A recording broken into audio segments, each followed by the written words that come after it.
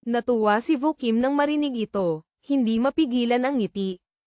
Tumango-tango siya. Sige, sige, tatawag ako ng tao para maglinis agad. Bahagyang ngumiti si Triuvi, lumingga-lingga at nagtanong, wala po ba si Papa sa bahay, Yaya?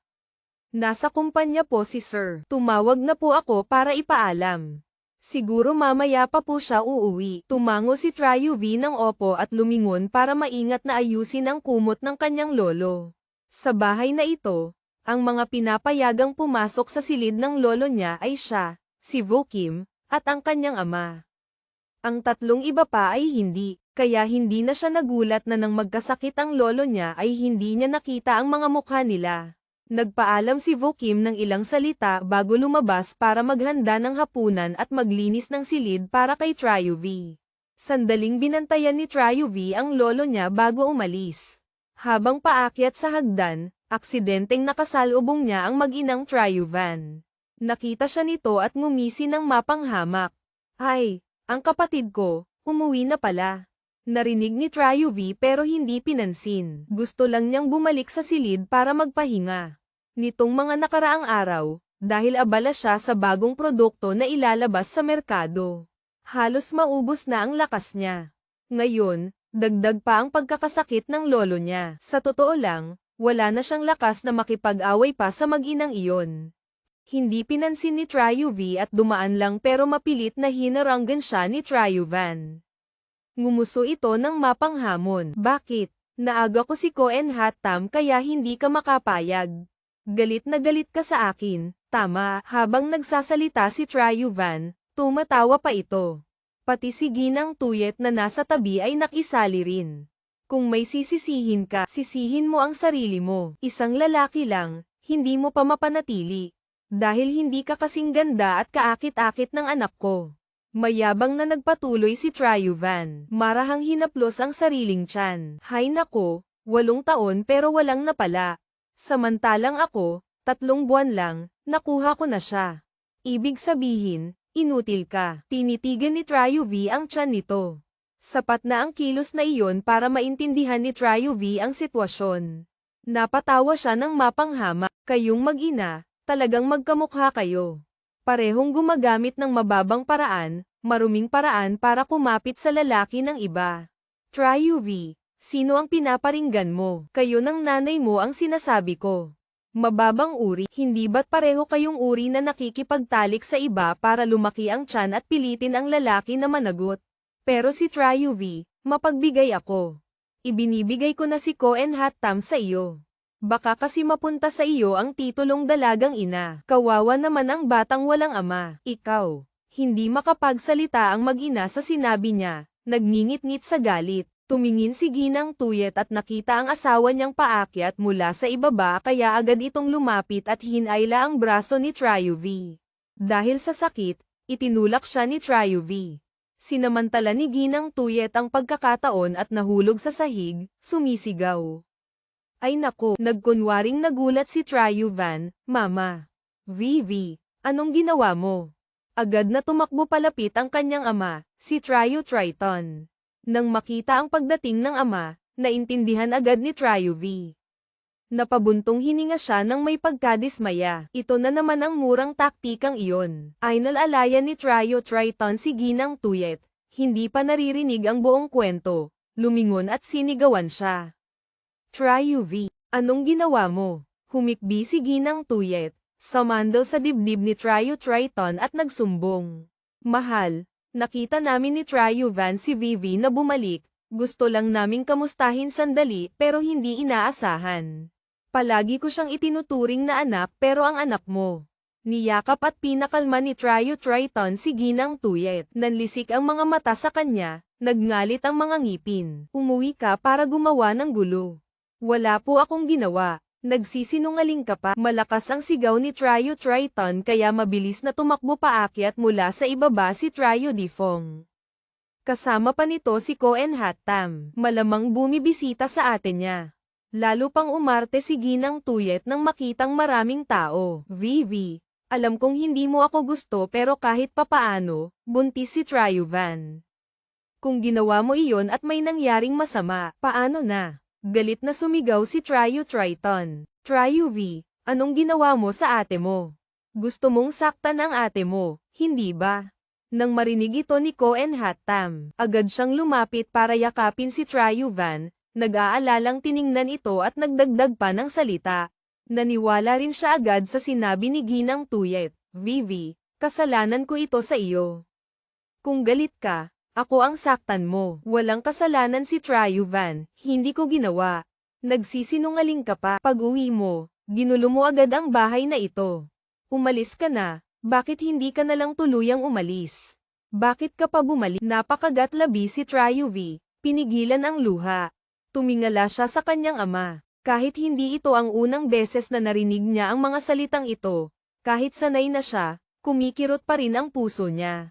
Ito rin ang ama niya, ang nagbigay buhay sa kanya. Bakit ganito siya kasama sa kanya? Huminga ng malalim si Tryo V, malamig na sumagot. Bakit kailangan kong tuluyang umalis? Ito ang bahay ko. Kung may aalis man, sila dapat. At ikaw, ate, huwag mong ipakita iyang kaawa-awang mukha mo para makuha ang simpatsya ng iba. Ang uri mong gumagamit ng katawan para akitin ang lalaki, ano bang maganda doon? Mura, nagkunwaring naapi si Tryo Van, sumiksik sa dibdib ni Koen-Hattam. Samantala, si Ginang Tuyet ay nagkunwaring kumapit sa braso ng asawa. Nagalit si Tryo Triton. Tryo V, ikaw. Sa sandaling itinaas ni Tryo Triton ang kamay para sampalan siya. Biglang lumapit si Tryo Difong at niyakap siya ng mahigpit. Ang malakas na sampal na iyon ay tumama sa balikat nito. Nanlaki ang mga mata ni Ginang Tuyet, nagulat. Difong, anong ginawa mo? Marahang binitawan ni Tryo Difong si Tryo V. Kumunat ang noo niya at tumingala sa kapatid. Kahit 18 taong gulang pa lang, napakatangkad ni Tryo Difong, niyakap siya ng buo. Tahimik siyang lumingon at nagsalita, Papa, hindi niyo po dapat saktan si Ate V, ikaw, sa bagay na ito, malinaw na si Ate Van ang may kasalanan. Galit na nagsalita si Ginang Tuyet, Difong, lumapit ka dito sa akin. Matigas pa ring pinoprotektahan ni Tryo Difong si Tryo V. Kalmado siyang sumagot, alam ni Ate Van na boyfriend ni Ate V si Koen-Hattam pero sinadya pa rin niyang akitin ito. Mali na siya doon, at ikaw, Koen-Hattam, talagang hindi ka karapat-dapat tawaging lalaki. Hindi ka bagay kay Tryo V. Tama lang na naghiwalay kayo. Napahiya si Koen-Hattam, nanahimik na lang at nakatayo. Samantala, si Tryo Van, nang makwestiyon, nagalit at nagngalit ang mga ngipin. Sumigaw, Difong, ako ang ate mo. Si Ate V ay ate ko rin. Pero itinuring ka ba niyang kapatid? Hindi iyon mahalaga. Biglang dumilim ang mukha ni Ginang Tuyet. Si Tryo V na nasa likuran ni Tryo Difong, kahit pinoprotektahan siya nito. Nakaramdam pa rin siya ng kapaitan at paghamak. Itinulak niya si Difong sa isang tabi, lumapit at kalmadong nagtanong. Gusto niyo po akong saktan, Papa, hindi ba? Sige, saktan niyo po ako. Patayin niyo na rin po ako. Nanginginig ang boses ni Tryo Triton. Ikaw, tunay niyo po ba akong anak? Bakit po kayo nagpakasal kay Mama tapos nakipagrelasyon pa kayo sa babaeng iyan? Bakit po ganyan ang trato niyo sa amin ni Mama? Bakit po sa loob ng maraming taon, hindi niyo ako minahal? Lahat ng bagay na sa akin, kapag nagustuhan niya, ibinibigay niyo po agad. Pati si Koen-Hattam. Makatarungan po ba iyon? Lagi niyo pong hindi alam ang tama at mali, lahat ay isinisisi niyo sa akin. Malinaw na siya ang may kasalanan. Bakit po palagi niyo akong kinamumuhian? Pagkatapos magsalita, tumalikod si Tryo V at bumaba ng hagdan. Tulala si Tryo Triton, hindi makapagsalita. Nanlisik ang mga mata ni Ginang Tuyet kay Tryo V bago mahinang nagsalita.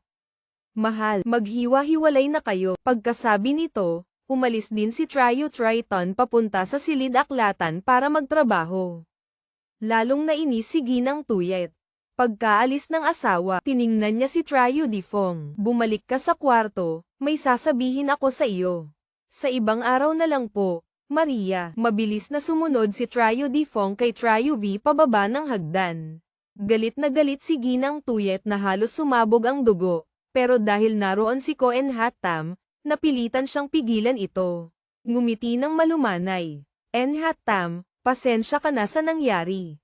Okay lang po, tulungan mo akong ihatid si Van Van sa kwarto para magpahinga. Opo, nang mawala na ang anino ni Cohen Hattam at Ryu Van. Nawala rin ang ngiti sa labi ni Ginang Tuyet. Napahigpit ang kanyang kamao, nagngalit ang mga ngipin, lalong tumindi ang galit niya kay Ryu V. Lumabas si Ryu V papunta sa kotse at umalis. Nang bumaba si Ryu D. Fong, huli na ang lahat. Habang nagmamaneho si Ryu V, walang tigil ang pag-agos ng kanyang mga luha. Ganoon palagi ang tatay niya, kinamumuhian siya. Nakaramdam ng matinding sama ng loob si Ryu V. Ano ba ang ginawa niyang mali? Nagmaneho siya ng ilang oras.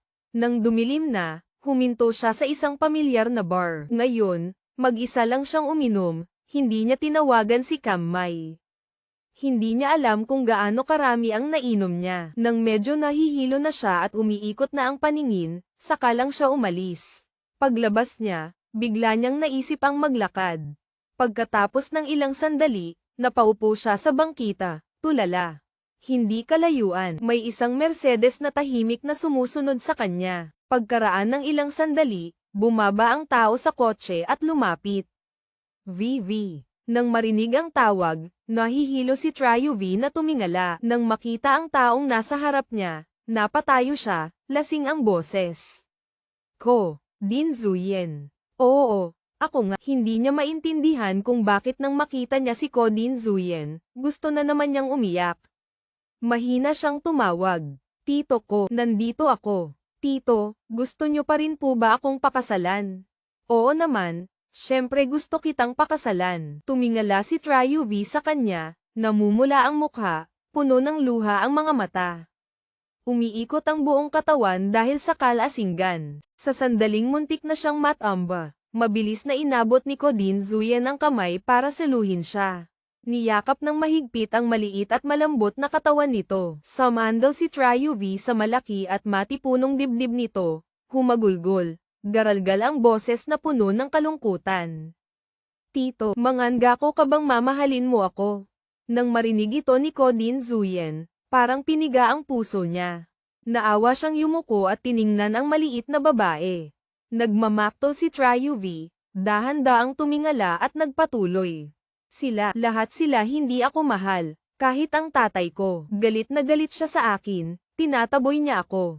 Tito, HC, mamahalin mo ba ako? Lalong hinigpitan ni Ko Din Zuyen ang yakap kay Ryu V. Mahinahon niyang hinaplos ang buhok nito para pakalmayan, malalim ang boses. Mamahalin kita, kung hindi ka nila mahal, ako ang magmamahal sa iyo. Pero Vivi, kung gusto mong mahalin kita, kailangan mong pumayag na magpakasal sa akin. Habang nalilito, nagtanong si Ryu V. Kailangan ko lang magpakasal para mahalin mo ako. Oo, sige, papakasalan kita. Nang marinig ito ni Ko Din Zuyen, agad na nagliwanag ang mga mata niya. Marahan niyang inilayo ng kaunti si Ryu V. Na-touch na nagtanong ulit, ano ang sinabi mo? Sumangot si Ryu V, nagsalita, pakakasalan ko si Ko Din Zuyen. Aalagaan ko siya. Ngumiti si Ko Din Zuyen at tumawag ng malakas. Lam Vu. Mabilis na tumakbo palapit si Lam Vu mula sa likuran, magalang na sumagot, nakikinig po ako, sir. Nasaan ang telepono ko? Nasa kotse po. Kunin mo rito. Bilisan mo. Tumango-tango si Lam Vu ng opo, tumalikod at pumunta sa kotse para kunin ang cellphone. Mabilis niyang naibigay ito kay Ko Din Zuyen. Pagkatanggap, binuksan niya agad ang voice recorder, mahinang nagsalita. Mahal, ulitin mo nga ang sinabi mo. Sino ang pakakasalan mo? Dahil lasing si Ryu V, nalilito rin ang isip niya, masuner ang sumagot. Pakakasalan ko si Ko Din Zuyen, magiging tiyahin ako ni Cohen Hattam, napakabait mo naman, mahal. Lalong lumawak ang ngiti sa labi ni Ko Din Zuyen. Mahigpit niyang niyakap si Ryu V. Dahan-daang inabot ang cellphone kay Lam Vu at nagbilin. Ipadala mo ang recording na ito sa lolo ni Vivi. Ipaalam mo ang magandang balita na pumayag na siya. Puntahan mo na rin ang bahay ng mga Ryu para kunin ang household registration para sa akin. Bukas ako magpaparehistro ng kasal. Ha? Hindi po ba masyadong mabilis, sir? Ang pag-aasawa ay dapat gawin agad. Baka kapag nahimasmasan na siya, hindi na matuloy. Hindi mo ba narinig ang kasabihang iyon? Pero parang niloloko natin si Ma'am Trayu. Tingnan niyo po si Ma'am Trayu, lasing na lasing, mukhang kaawa-awa. Siguro hindi niya alam ang mga sinasabi niya. Habang nagsasalita si Lamvo, sumisilip siya kay Trayu V. Sa itsura nito ngayon, talagang lasing na siya. Ang masunerang kilos, namumulang mukha ay napakaganda. Tila mas gumaganda at kaakit-akit ang mga babae kapag lasing. Natulala si Lamvo sa pagtingin. Si Kodin Zuyen naman, nang marinig ang mga salitang iyon, kumunat ang noo. Iyon mismo ang gusto niya. Mahirap nang pumayag ang munting pusa na magpakasal kaya syempre kailangan niyang samantalahin agad ang pagkakataon. Kapag nahimasmasan si Trayu V, siguradong sasabihin na naman niyang matanda siya at itataboy siya. Tiningnan ni Kodin Zuyen si Lamvo at napansing nakatitig ito kay Trayu V. Biglang dumilim ang mukha niya, umubo ng isang beses na nagpagulat kay Lamvo, na mabilis na umiwas ng tingin. Mahigpit na niyakap ni Kodin Zuyen si Trayu V. Tumaas ang boses na may bahid ng selos. Nakatingin ka na ba ng sapat? Sinadya mong silaipan ang asawa ko. Nagmamadaling iwinagayway ni Lamvo ang kamay para magpaliwanag. Hindi po. Nakita ko lang po na talagang maganda si Ma'am Trayu, kasing ganda ng mga artista. Maganda ang asawa ko, alam ko. Nakita ni Lamvo na tinititigan siya ni Kodin Zuyen ng mga matang parang bala na nag-aapoy kaya kinilabutan siya. Tumayo ang lahat ng balahibo niya. Agad niyang itinikom ang bibig at hindi na nang ahas pang magsalita. Inayos ni Kodin Zuyen ang tono ng boses, walang ganang nagsalita. Pumunta ka na sa bahay ng mga Trayu. Kailangan ko nang ihatid ang mahal ko pa uwi. Napalunok si Lamvo, tumango-tango. Opo, pagkasabi nito, mabilis na tumalikod si Lamvo, hinaplos ang dibdib at nakahinga ng maluwag, lumapit sa kotse. Kinuha ang Amerikana at pataka, at sumakay ng ibang taxi. Buti na lang at nakaalis siya agad. Kung nanatili pa siya ng ilang minuto, siguradong matutunaw siya sa nag-aapoy na tingin ni Kodin Zuyen. Nakakatakot, pinuri at tiningnan lang niya ng kaunti, ganito na agad ang nangyari. Paano pa kaya sa pamangkin niyang si Ko en Hattam? Kahit papaano, 8 taon silang nagmahalan, hindi biro iyon. Pagkaalis ni Lamvo, marahan at matamis na tumawag si Kodin Zuyen. Mahal ko, uwi na tayo. Nahihilo si Trayu V, puno ng luha at sipon ang puting damit niya, pero hindi ito ininda ni Kodin Zuyen. Sa halip ay natuwa pa siya. Tulirong tumingala si Trayu V, nagtanong.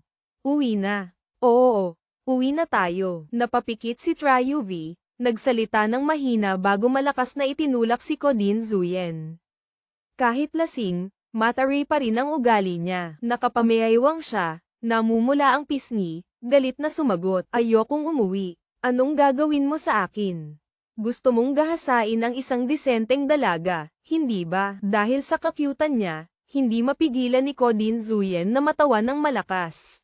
Nang makitang gumgewang si Trayu V at muntik ng matamba, mabilis siyang lumapit para yakapin ang maliit na katawan nito. Ninamnam ang lambot. Pinunasan ni Kodin Zuyen ang ilang luhang natira sa pilik mata niya, mapagmahal na inakit. Ako ay isang marangal na Ginoo, diretso, matino, hinding-hindi gagawa ng kalokohan habang lasing ka. Pangako ko iyan. Kapag ginalaw kita, Kodin Zuyen, magiging aso ako.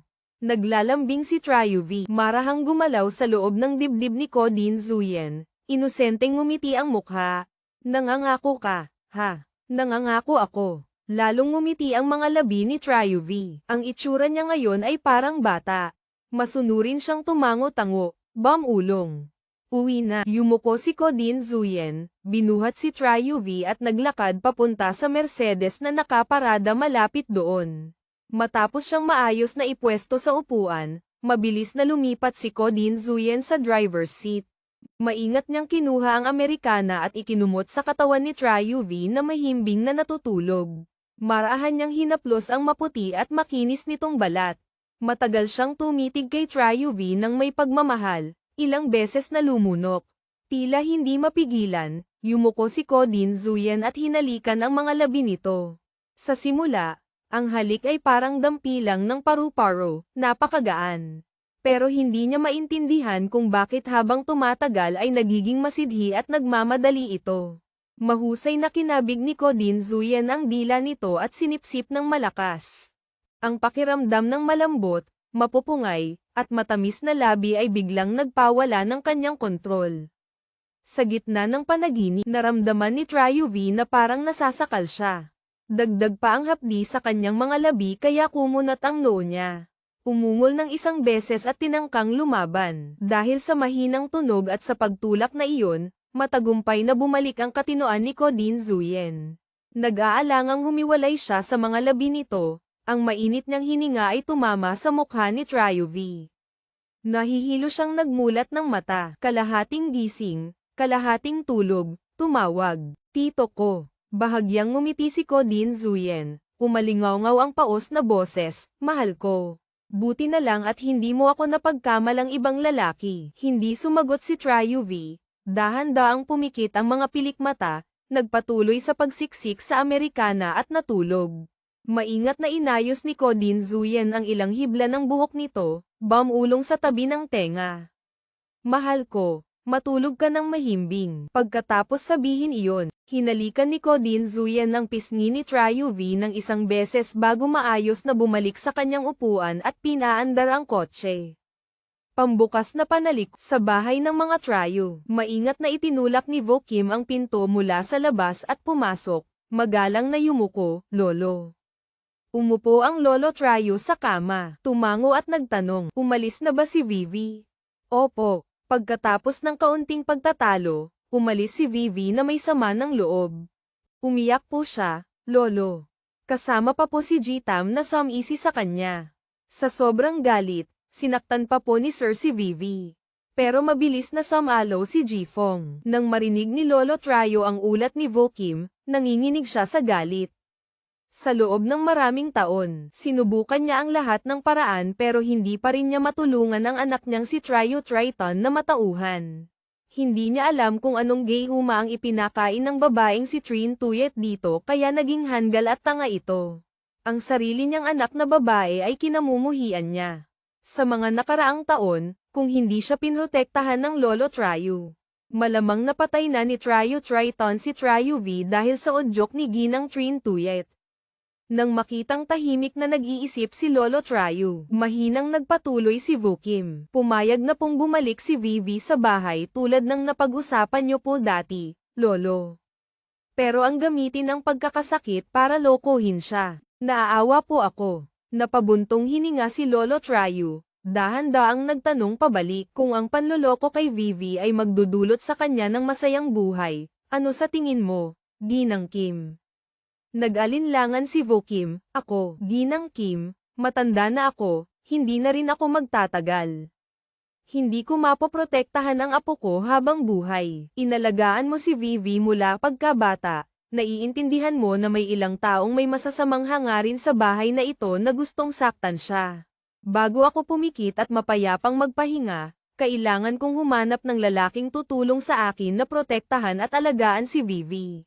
Ang batang si Vivi, ayaw niyang maparatangang suwail na anak sa kanyang ama. Kaya ayaw niyang makipag-agawan ng kahit ano sa bahay ng mga Tryu. Nasisiyahan si Vivi sa mga tagumpay na nakamit niya sa sariling sikap. Pero ang anumang para sa apo ko, hinding-hindi ko papayag ang agawin ng iba." Pero si Jitam, napatawa si Lolo Tryu, "Hindi ko kailanman binalak na ipakasal si Koen Hattam sa apo kong si Tryuvi." Nakahinga ng maluwag si Vo Kim nang marinig ito. Sa totoo lang, hindi rin niya gusto si Koen Hattam. Ang isang taong madaling magbago ng puso tulad nito, maghahirap lang si Tryuvi kung pakakasalan niya ito. Tiningnan ni Lolo Tryu ang relo, mahinang nagtanong pa. "Nakapahinga na ba ang lahat?" "Opo." Pagkatapos ng away, galit na pumasok si Sir sa silid-aklatan at hindi pa lumalabas. Nagdala po si Ginang Tuyet ng tsaa at prutas tapos bumalik na rin sa kwarto. Si Gien Hattam ay nasa kwarto ni Ma'am Van buong oras. Si Jifong ay nasa kwarto na rin po. Wala pa pong gustong lumabas para kumain ng hapunan. Sige, tumango-tango si Lolo Trayo, hindi na pinansin ang usapan. Bahagyang lumingon siya, iniunat ang kamay at binuksan ang drawer sa tabi. Kumuha ng isang bagay at iniabot kay Vokim, maingat na nagbilin, maya-maya, may darating para kunin ito. Tulungan mo akong dalhin ito palabas. Tandaan, gawin mo ito ng palihim, dahil hindi pa ito ang tamang panahon para isapubliko. Humakbang ng dahan-dahan si Vokim palapit, maingat na itinaas ang dalawang kamay para tanggapin ito. Pagkakita, nanlaki ang mga mata niya sa gulat. Lolo, ito, ngumiti si Lolo Trayo, hindi maaaring ipaalam ang mga lihim ng langit. Opo, marahang tumango si Vokim bilang sagot, hindi na nagsalita pa. Ang bilin ng lolo, kailangang sundin ni Vokim. Maingat siyang lumabas ng silid at mabilis na pumunta sa labas para hintayin ang taong kukuha nito. Asterisk sa silid tulugan ni Tryuvan, naglalambing siya, mahigpit na kumakapit kay Ko Enhattam at ayaw siyang paalisin, bumubulong. Enhattam, dito ka na lang matulog kasama ko. Kahit papaano, malapit na tayong ikasal. Isa pa, anak mo rin ang nasa tiyan ko. Natatakot ka pa ba sa sasabihin ng iba? Marahang pinakalma siya ni Ko Enhattam. Loko, takot ba si Ko Enhattam sa ilang salita? Kaya lang, may mahalaga akong meeting bukas kaya kailangan kong umuwi. Lumingon si Tryuvan, nagtatampo, nagsisinungaling ka. Totoo ba o natatakot ka kay Tryuvi? Naghiwalay na kami ni Vivi, ano bang pinagsasabi mo? Ngayon, ikaw ang pinili ko. Nagngangalit ang mga ngipin ni Tryuvan nang marinig na napakalambing pa rin ni Enhattam sa pagtawag ng dalawang salitang Vivi. Nagselos siya at agad na nagkunwaring nagdagdag ng salita. Oo nga pala, Enhattam, mukhang may bago ng manliligaw si Vivi kamakailan. Nang marinig ito ni Ko Enhattam, biglang kumunat ang noo niya. Nakaramdam siya ng hindi maipaliwanag na inis. Tiningnan niya si Tryuvan. Pinilit na manatiling kalmado at walang pakialam na nagtanong. Ganoon ba? Opo, nitong mga nakaraang araw, may palaging nagpapadala ng mga pampalusog na pagkain dito sa bahay. Sabi, lalaki daw ni Vivi. Pero huwag mo sanang masamain ang bata. Siguro dahil nakita niyang ikakasal ka sa akin kaya nasaktan siya at kung sino-sino na lang ang kinakausap. Sa totoo lang, nakukonsensya ako kay Tryuvi. Napipitik ang mga labi ni Ko Enhattam. Ngumiti siya ng bahagya at hinaplos ang ulo ni Tryuvan, hindi mo kasalanan iyon. Huwag kang mag-isip ng marami. Mahinahon na sumandal si Tryuvan sa dibdib ni Ko Enhattam, masuner ang tumango. Ngumiti nang may pagmamayabang ang mga labi, sinadyang magparinig pa. Pero kung iisipin, ang bilis naman talagang makalimot ni Vivi. Noong una, akala ko, Hayes, kahit papaano, 8 taon kanyang minahal. Hindi inaasahan, pero, kung makahanap siya ng mabuting lalaki, masaya na rin ako para sa kapatid ko. Oo, hinaplos ni Ko Enhattam ang likod ni Tryuvan habang sumasagot. Ganoon ang sinabi niya pero ang mga mata niya ay halos mag-apoy na. Biglang nainis siya ng sobra. Pinatulog niya si Tryuvan bago bumaba ng hagdan. Nakita niya si Vokim na papasok mula sa labas. Nag-aalangan siyang lumapit at nagtanong. Yaya Kim, kahit hindi niya gusto si Ko Enhattam, nanatiling magalang si Vokim, Jitam, may kailangan po ba kayo? May boyfriend na po ba si Vivi? Yaya, opo. Nang marinig ang sagot, biglang kumunat ang noo ni Ko Enhattam at nagalit. Sino ang boyfriend ni Vivi? Paano niya maiintindihan ang mga lalaki? Yaya, pigilan niyo po siya. Ang daming manloloko sa labas. Napatawa si Vokim, Jitam, sarili niyo po ba ang tinutukoy niyo? Agad na natigilan si Ko Enhattam. Mapang-uyam na sinabi ni Vokim, sa tingin ko po, mas mabuting pagtuunan niyo ng pansin ang mapapangasawa niyong si Ma'am Van.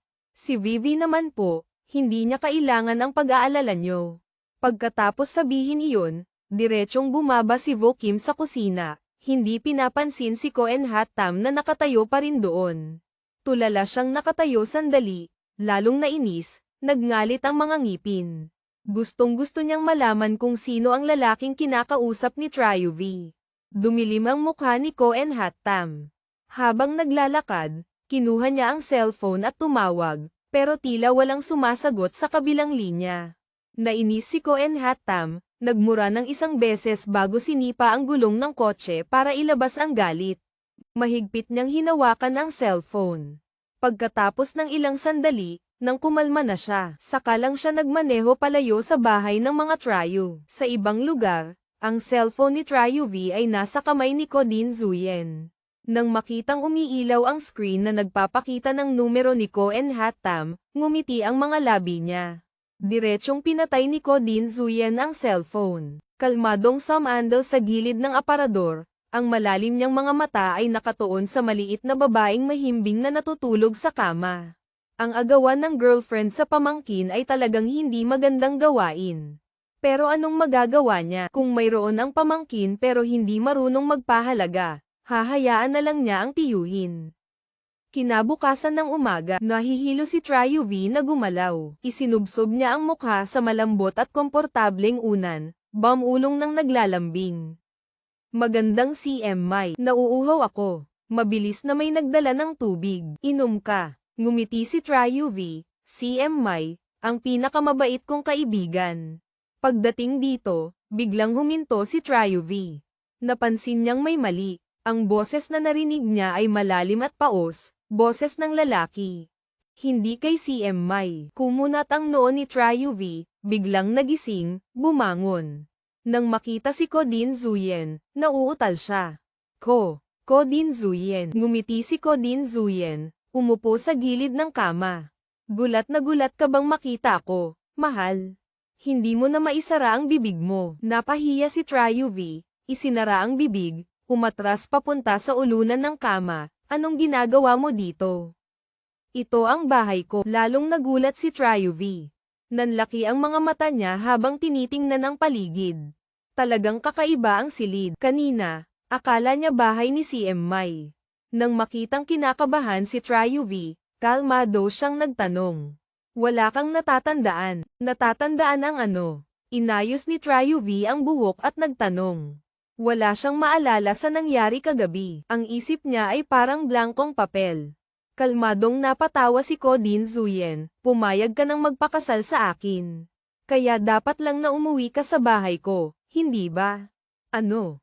Kailan ako pumayag na magpakasal sa iyo? Napabuntong hininga si Ko Din Zuyen. Kalmadong kinuha ang cellphone at pinatugtog ulit ang recording kagabi para marinig ni Tryu V. Pagkarinig ni Tryu V, natulala siya, tinakpan ang mukha at sumigaw. Ko Din Zuyen, naniniwala ka ba sa sinasabi ng lasing? Ang sinasabi kapag lasing ang totoong nararamdaman. Bata, hindi mo pa ba narinig ang kasabihang iyon? Hindi ko alam, hindi malinaw ang isip ko, hindi ako pumapayag, kaya huwag kang umasa. Pumayag ka man o hindi, huli na ang lahat ngayon, mahal. Magbihis ka na. Tapos bumaba ka na para mag-agahan. Sumimangot si Tryu V. Hindi pinansin ang walang kwentang sinabi ni Ko Din Zuyen. Gusto niyang umuwi. Sa sandaling akma siyang bababa, napansin niyang nakasuot siya ng damit panlalaki. Nagulat siya, kinapa ang sarili. Naku po, pati underwear niya nawawala. Namula si Tryu V, galit at nahihiya. Ko Din Zuyen, naglakas loob kang samantalahin ang kalasinggan ko para gumawa ng kalokohan, pati underwear ko tinapon mo. Many Akis, VV, ano bang iniisip mo? Ang damit mo ay pinalitan ng kasambahay na nagtatrabaho kada oras. Isa pa, hindi magandang matulog ng naka-underwear kaya pinatanggal ko. Ikaw, sa tingin mo ba, kung gumawa ako, makakabangon ka pa? Natikom ang bibig ni Tryu V. Tinitigan niya si Ko Din Zuyen na parang naghahanap ng butas, pero napakakalmado nito. Walang kaina-hinalang kilos. Ang malinis na damit ay inilagay ko na sa banyo. Magbihis ka na. Bababa ako para hintayin ka. Pagkasabi nito, tumalikod si Ko Din Zuyen at lumabas ng silid tulugan. May bahid ng ngiti sa labi. Sa ibaba, naroon na si Lamvo para magdala ng gamit. Aksidenteng narinig niya ang pagtatalo ng dalawa kaya nang makita si Ko Din Zuyen. Kinamot niya ang ulo at nagtatakang nagtanong. Ji Zuyen, Kailan pa po kayo kumuha ng kasambahay na nagtatrabaho kada oras? Bakit hindi niyo po sinabi sa akin para ako na lang ang gumawa? Lamvu, matagal ka nang kasama ko.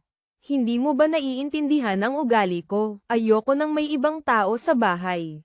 Po, kung ganoon, ang damit ni Ma'am Trayu, ako ang nagpalit. Agad na natigilan si Lamvu. Hindi niya inaasahan na gagawin iyon ni Kodin Zuyen. Pero nang makita ang katawan ng babae, hindi ba nakaramdam ng pagnanasa si Din Zuyen? Isa pa, isang babaeng kaakit-akit at maganda, pero kalmado lang ang mukha nito. Dapat bang purihin si Kodin Zuyen sa pagiging maginoo at mahusay magtimpi? O pintasan siya sa pagiging mahina? Nakita ni Lamvu na pumasok si Kodin Zuyen sa kusina kaya sumunod siya. Mausisa siyang nagtanong. Ji Zuyen, wala po ba kayong naramdaman? Uminom ng kaunting tubig si Kodin Zuyen. Naramdaman ang ano? Iyong nag-aalab na apoy o baka dahil may edad na kayo kaya pati iyon ay humina na at nawalan ng pakiramdam. Mahina. Lamvu, 3 beses akong naligo, 4 na oras akong nagbabad sa tubig. 8 basong malamig na tubig ang ininom ko para mapakalma ang sarili. Tapos sasabihin mong mahina ako. Hindi ko kailanman naramdaman na ganito kahirap at kasakit ang pagpipigil. Muntik na akong maging aso. Hindi, hayop. Bakit hindi niyo po sinamantala ang pagkakataon para subukan? Natatakot ako. Po, nang marinig ito ni Lamvu, wala na siyang masabi. Natulala siya, nanigas ang mukha habang nakatitig kay Kodin Zuyen. Natatakot sa ano? Natatakot ba siyang dahil sa edad niya ay hindi na niya kaya? Naisip ito ni Lamvu at muntik na siyang matawa. Narinig na naman niya ang boses ni Kodin Zuyen. Natatakot akong pagkatapos kong gawin. Ayoko nang maging tao ulit. Ayokong tumakas ang mapapangasawa ko. Agad na sumimangot si Lamvu. Kalahating totoo, kalahating biro na nagsabi. Ang lakas naman po ng loob nyo. Kahit U40 na kayo, at ang lalaki sa edad na iyon na hindi pa nakakahawak ng babae ay may panganib. Dumilim ang mukha ni Kodin Zuyen, tumaas ang boses. Panganib sa ano? Ang lalaking matagal nang hindi nakikipagtalik ay madaling ma-excite, madaling labasan agad. Kapag tumagal, bababa ang sexual function. Ji Zuyen, tiningnan niyo po ba kung okay pa kayo?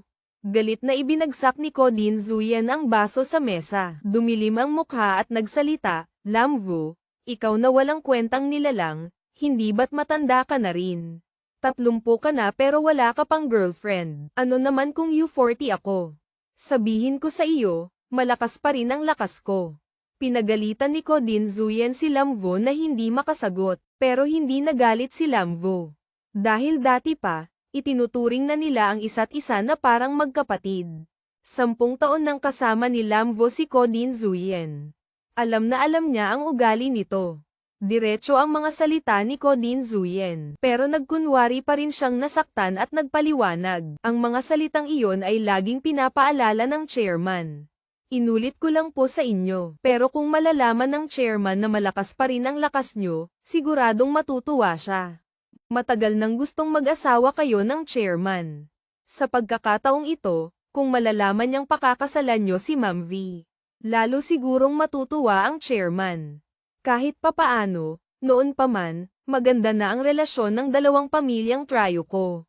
Dahan-daang pinakalma ni Kodin Zuyen ang sarili, huminga ng malalim at nagreklamo. Ang tatay ko talaga, ngumiti si Lamvu. Nag-aalala lang po sa inyo ang chairman. Kahit papaano, sa pamilya, kayo na lang ang hindi pa kasal. Maraming taon na rin kayong hindi nakikipag-ugnayan sa kahit sinong babae. Tama lang na maghinala ang chairman. Sumimangot si Kodin Zuyen, tiningnan siya ng masama. Naintindihan ni Lamvu ang ibig sabihin kaya masunerang nanahimik. Nag-isip sandali si Kodin Zuyen bago nagpatuloy. Mag-ayos ka ng oras mamayang hapon, gusto kong pumunta sa kumpanya ng tatay ko. Kahit papaano, kailangan kong ipaalam na umuwi ako para magpakasal at hindi na aalis. Paano po ang mga magulang ni GN Hattam? Kailangan din po ba nating ipaalam sa kanila agad? Sa ngayon, hindi pa. Opo, tumango si Lamvu. Biglang naisip niya ang eksena kung saan malalaman ng kuya at hipag ni Kodin Zuyen na umuwi siya para pakasalan ang dating girlfriend ng pamangkin nila. Siguradong magugulat sila, at si Koen Hatampa, ang pagkawala ng isang hiyas tulad ni Tryuvi ay siguradong pagsisisihan niya ng husto. Kung may sisisihin man, iyon ay ang pagkabulag ni Jitam, hindi niya nakilala kung alin ang tunay. Tiningnan ni Kodin Zuyen ang relo sa palso bago bahagyang kumunat ang noo at lumingon sa ikalawang palapag nang mapansing hindi pa bumababa si Tryuvi. Nagbilin siya ng ilang bagay kay Lamvu bago mabilis na umakyat sa hagdan. Magalang siyang kumatok sa pinto ng banyo at tumawag. "VV." Narinig ang mahinang boses mula sa loob, "May kailangan po ba kayo, tito? Okay ka lang ba?" Nanahimik si Tryuvi, hindi sumagot, na lalong nagpaalala kay Kodin Zuyen. Nag-aalala siyang kumatok ulit. "VV, pwede ba akong pumasok?" "Oo." Mabilis na binuksan ni Kodin Zuyen ang pinto at pumasok. Sa loob, nakabihis na si Tryuvi ng damit na inihanda niya. Pero nakaupo ito sa sahig, mukhang balisa at nakahawak sa ulo. Nag-aalalang lumapit si Kodin Zuyen para alalayan siya at nagtanong. "VV, anong problema?" Mapatla ang mukha ni Tryuvi, "Ulong. Tito ko, nandito ako. Kagabi, wala ka pong ginawa sa akin, di ba?" Nanahimik si Kodin Zuyen, tinitigan ang mga matang nalilito ni Tryuvi, hindi sumagot. Nang makita ang ganoong reaksyon ni Kodin Zuyen, lalong nabalisa at natarante si Tryuvi. Nagmamadali niyang hinayla pababa ang harap ng damit. "Tito, hindi po ba kayo ang gumawa?" Yumuko si Kodin Zuyen. Ang bumungad sa kanya ay ang mga bilugang dibdib, malalim na cleavage. Napakaakit, ngunit ang nakaagaw ng pansin niya ay ang maraming marka ng halik dito. Nagtanong ulit si Tryuvi, "Hindi po ba kayo?" Napalunok si Kodin Zuyen, umiwas ng tingin. Naalala ang nangyari kagabi na nawalan siya ng kontrol kaya medyo marami siyang nahalikan na nag-iwan ng mga marka. Desperadong yumuko si Tryuvi. Hinigpitan ang hawak sa damit nang marinig niyang nagsalita si Kodin Zuyen, "Ako ang gumawa." Tumingala si Tryuvi, nagulat, "Tito, ano po ang sinabi niyo?" "Ang mga markang iyan ay dahil sa halik ko." "Paano mo nagawa iyon?" "Many Akis. Paano mo nagawang halikan ang dibdib ko?" Mapanlinlang nang umiti si Kodin Zuyen, hinawakan ng mahigpit ang balikat ni Tryuvi, kalmadong sumagot. "Dahil napakaakit mo, hindi ko napigilan. Pero nangangako ako, humalik lang ako, hindi lumampas doon, hindi kita sinamantala." "Ikaw." Nanlisik ang mga mata ni Tryuvi, hinampas ng malakas ang katawan ni Kodin Zuyen. Ngunit sa loob-loob niya, nakahinga siya ng maluwag. Sa totoo lang, kanina nang habarin niya ang damit at makita ang mga markang iyon, nabalisa siya ng husto. Naalala niya ang sinabi ni Kodin Zuyen na wala siyang ginawa, lalo siyang natakot. Natakot siyang baka kagabi, lasing siya at hindi nakontrol ang sarili, gumawa ng kalokohan sa iba. Kaya nanatili siya sa banyo, pinipilit alalahanin. Sa kasamaang palad, wala siyang maalala. Pero ngayong alam niyang siya ang gumawa, hindi niya maintindihan kung bakit hindi niya ito kinamumuhian. Napatawa si Kodin Zuyen, hinayaan si Tryuvi na hampasin siya. Maingat niyang inayos ang lukot sa harap ng damit nito. Mapagmahal na nagsalita, "Mahal ko, sa susunod na may gagawin ako, aaminin ko agad, hindi na kita lolokohin." Nanlisik ang mga mata niya, "May susunod pa. Maglalakas loob ka, syempre dapat may susunod pa. Sa susunod, nangangako akong mas marami pa akong gagawin." Matigas na sumagot si Kodin Zuyen. Mahinahon niyang inayos ang buhok ni Tryuvi, mausisang nagtanong. "VV, kanina pa sa banyo, iniisip mo lang kung sino ang gumawa ng mga markang ito. Nagtatanong ka pa." "Many Akis." Dahan-daang hinayla ni Tryuvi si Kodin Zuyen palapit, seryosong nagsalita.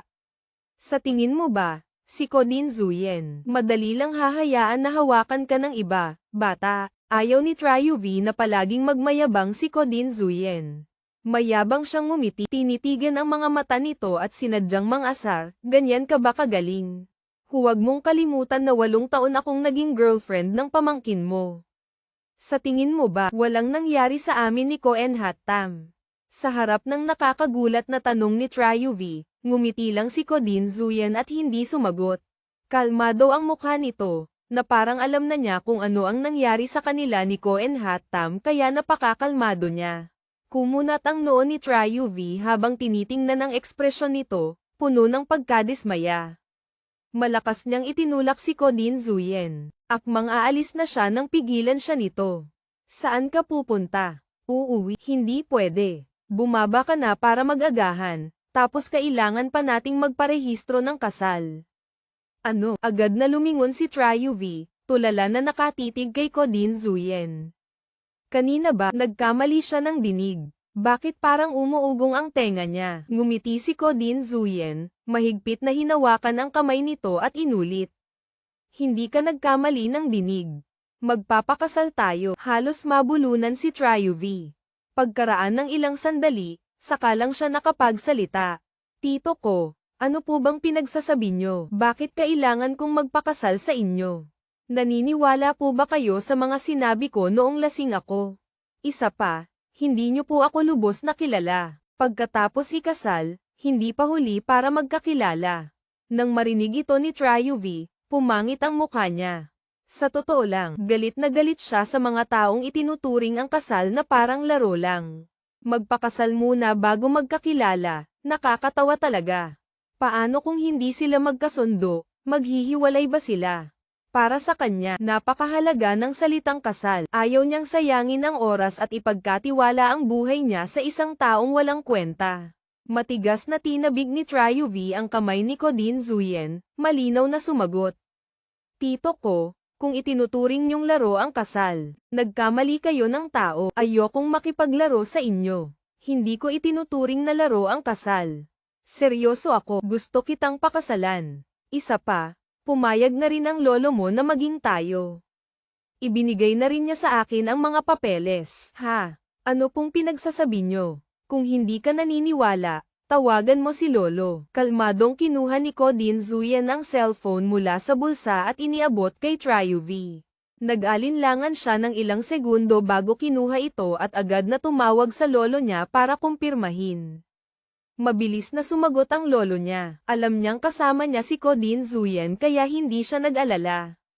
Malakas at masaya ang boses ng lolo niya nang umamin ito. Sinabi pa nitong napakabuting lalaki ni Ko Din Zuyen, sapat na ang gulang nito. At sa hinaharap ay poprotektahan at aalagaan siya ng mabuti. Hinikayat siya nitong magpakasal na, at ang natitira ay aasikasuhin na ng lolo niya at ng pamilyang ko. Sumimangot si Tryuvi, akmang tatutol nang marinig ang boses ni Vokim na nagsasabing oras na para uminom ng gamot ang lolo niya. Ang mga salitang sasabihin niya sana ay bigla niyang nilunok. May sakit ang lolo niya, hindi niya ito pwedeng dagdagan pa ng problema. Halos sumuko na si Tryuvi, nagsalita pa ng ilang pangungusap bago ibinaba ang tawag. Tahimik siyang nag-isip sandali bago nagsalita. Ko Din Zuyen, dating girlfriend ako ng pamangkin mo. Hindi ka ba nahihiyang gamitin ang pinaglumaan ng pamangkin mo? Diretsahang sumagot si Ko Din Zuyen ng napakabilis, hindi nahihiya. Siguro iba ang panlasa ko, pero, hindi ba masyadong mabilis ang pagpapakasal? Hindi pa tayo dumaan sa yugto ng pagkilala sa isa't isa. Ngumiti si Ko Din Zuyen. Vivi, ilang taon ka na? 26, at ako, 38, napakagaling. Tama, 38 na ako, 2 taon pa, magiging 40 na ako. Hindi ako tulad ng mga kabataan na pwedeng magmahalan, magkilala ng 1 taon, 2 taon. O kahit 3 hanggang 4 na taon tapos kapag hindi nagkasundo ay maghihiwalay. Para sa akin, napakahalaga ng kasal. Kapag nagdesisyon na ako, pananagutan ko ito habang buhay. Tryuvi, si Ko Din Zuyen, gusto kitang pakasalan. Biglang natulala si Tryuvi. Bumilis ang tibok ng puso niya na hindi pa niya naramdaman dati. Hindi pa niya narinig ang ganitong mga matatamis na salita. 8 taon siyang nakipagrelasyon kay Koen Hattam pero hindi rin ito naging ganito kaseryoso. Kinilig si Tryuvi, bahagyang kinagat ang labi. Dahan-daang lumapit si Kodin Zuyen. Inilagay ang matatag na mga kamay sa manipis niyang baywang at nagpatuloy. Ang mga salita niya ay medyo magaspang pero napakatotoo. Maikli lang ang kabataan ng isang babae. Hindi ako tulad ng pamangkin ko na 8 taon kang nakarelasyon tapos basta na lang nakipaghiwalay para pakasalan ang ate mo. Lalo namang hindi ako tulad ni Ko en Hat Tam na pinaglaruan ka lang. Gusto kitang paglaruan habang buhay. Gusto kitang panagutan hanggang kamatayan. Try UV, pumayag ka ng pakasalan ako. Pwede ba, Kodin Zuyen? Mayroon bang tulad mo? Nagbabalak pakasalan ang dating girlfriend ng sariling pamangkin. Tapos sinasabi mo pang maging tiyahin ako ni Ko en Hat Tam. Tama, ako lang siguro. Ano? Ano sa tingin mo? Pakasalan mo si Kodin Zuyen. Ngumuso si Tryuvi at nanahimik. Ipinagkrus ang mga braso sa dibdib at nag-isip. Mukhang nag-aalinlangan siya. Sa simula, ayaw talaga ni Tryuvi na masangkot sa pamilyang ko. Ngunit pagkatapos siyang sisihin ng lahat, pati na ni Ko en Hat Tam, tila nagbago ang isip niya. Kailangang mapamulat ni Tryuvi ang mga mata nila. Bahagyang ngumiti ang mga labi niya, tuwang-tuwa. Si Kodin Zuyen sa tabi ay nanatiling kalmado, matiyag ang tinitingnan si Tryuvi. Hinihintay ang kanyang sagot. Pagkatapos ng ilang sandaling pag-iisip, nang lumino na ang isip niya. Tumingala si Tryuvi kay Kodin Zuyen. Ngunit ayaw pa rin niyang pumayag ng ganoon kadali kaya walang gana siyang sumagot. Ano man ang isagat ko, papayag ka, hindi ba? Bahagyang ngumiti si Kodin Zuyen. Mahal ko. Ano man ang isagat mo, kailangan mong pakasalan si Kodin Zuyen. Tapos na ang usapan, hindi ka na pwedeng tumanggi. Sumimangot si Tryuvi, ngumuso, mapilit. Bakit kailangan mo pa ng sagot ko? Gusto kong marinig ang desisyon mo. Gusto kong marinig na pumapayag kang pakasalan ako. Nagpo-propose ka ba sa akin? O tinatakot mo ako? Marahang inalis ni Kodin Zuyen ang kamay mula sa baywang niya. Maingat niyang kinuha ang kahon ng singsing mula sa bulsa ng Amerikana. Magalang na iniabot sa harap niya, malambing at banayad ang boses. Tryuvi, papayag ka bang magpakasal sa akin? Tulalang yumuko si Tryuvi at tiningnan ang kahon ng singsing sa kamay nito. Handa na pala si Kodin Zuyen. May dala pa siyang singsing na may diamante. Biglang bumilis ang tibok ng puso ni Tryuvi, naantig siya ng husto. Ganito pala ang pakiramdam na ma-surprise proposal. Kahit na wala pa silang nararamdaman ni Din Zuyen para sa isa't isa. Kinikilig pa rin siya. Napalunok si Tryuvi, dahan-daang tumingala at nag-aalangang nagtanong. Sigurado ka bang gusto mo akong pakasalan? Mas sigurado pa sa pako sa pader. Sa buong buhay ko, ikaw lang ang gusto kong pakasalan. Mapanlin lang nang umiti si Tryuvi, nagliwanag ang mukha, namula. Lumitaw ang 2 dimples na napaka-cute. Tumango-tango siya bilang pagsang-ayon. Sige, huwag kang magsisi sa hinaharap, ha? Hinding-hindi. Mayabang na iniunat ni Tryuvi ang kamay para isuot ni Kodin Zuyen ang singsing. Nang makitang masunurin si Tryuvi, hindi mapigilan ang tuwa niya. Sa wakas, pumayag na si Tryuvi. Pagkatapos nilang kumain, pumunta sila para ayusin ang mga papeles ng kasal. Napakabilis ng proseso. Sa isang iglap, legal na silang mag-asawa.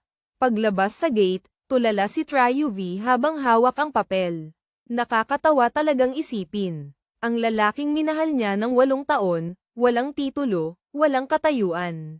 Ang lalaking ilang beses lang niyang nakita, naging mag-asawa na sila. At ang masakit pa, tiyuhin pa ito ng dati niyang kasintahan. Tryuvi, talagang may swerte ka sa pag-ibig. Hindi, malamang nakita ng langit na kaawa-awa siya kaya tinulungan siyang maghayganti.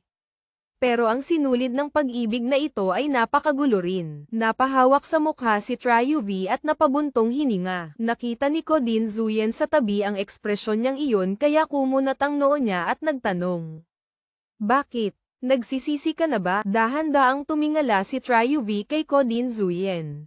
Medyo nagmadali nga siya. Masyadong mabilis ang pagpapakasal. Pero hindi nagsisisi si Tryuvi. Kung titingnan si Kodin Zuyen, hindi rin naman masama. Matangkad siya, gwapo, mature, mayaman, Lahat ay higit kay Ko and Hattam. Maliban lang sa edad, pero, hindi iyon problema. Namumula ang pisngi ni Triuvi, nagkaroon ng ganang mangasar. Medyo nga, lumingon si Ko Din Zuyen, malakas na hinawakan ang baba niya, hindi nasiyahang sumagot. Huli na, mahal ko. Pagkatapos sabihin iyon, iniunat ni Ko Din Zuyen ang kamay at mabilis na inagaw ang papel mula sa kamay ni Triuvi. Tumalon siya para agawin ito pabalik, pero hindi niya maabot dahil sa tangkad nito. Sumimangot siya at nagreklamo. Gusto ko itong itago. Hindi pwede. Ako ang magtatago. Mawawala mo lang. Paano mo nalaman na mawawala ko? Matandang masungi. Napatawa si Ko Din Zuyen, yumuko at tiningnan si Triuvi. Ang mukha niya ay hindi galit, sa halip ay tuwang-tuwa pa siyang umamin. Tama, matanda na ako sa labas, pero ang loob ko ay parang binata pa lang na 18. Mahal ko, gusto mong kumain. Libre. Napakagatlabi si Triuvi, kumunat ang noo. Sa isip niya, sinumpa niya ito. Matandang walang modo. Sa gitna ng araw, naglakas loob na magsalita ng ganitong mga bagay. Napahiya si Triuvi, lumingon sa ibang direksyon. Biglang yumuko si Ko Din Zuyen at bumulong sa tabi ng tenga niya. Kahit papaano, mag-asawa na tayo, ano pang ikinahihiya mo? Akin ka, gamitin mo ako ng husto. Kinilabutan si Triuvi, itinulak siya palayo, nanlisik ang mga mata. Ayoko, busy ako. Saan ka pupunta? Pansamantala, gusto kong lumipat sa bahay ng lolo ko. Ang tungkol sa kasal natin, ayoko pang malaman ng iba. Sana itago mo muna ito. Sige, susundin kita. Kung ganoon, paalam na, tito. Kailangan kong umuwi para mag-ayos ng ilang gamit. Kakaalis pa lang ni Triuvi nang pigilan siya ni Ko Din Zuyen. Naiinis ang mukha nito, napabuntong hininga, ganyan ka na lang aalis. Ano pa bang gusto mo? Siyempre, kailangang tulungan ka ng asawa mo. Hindi tumanggi si Triuvi. Kahit papaano, marami siyang gamit, hindi niya kayang ayusin lahat mag-isa. Kung kasama si Ko Din Zuyen, makakabawas din ito ng kaunti. Tumango si Triuvi at dinala siya pauwi.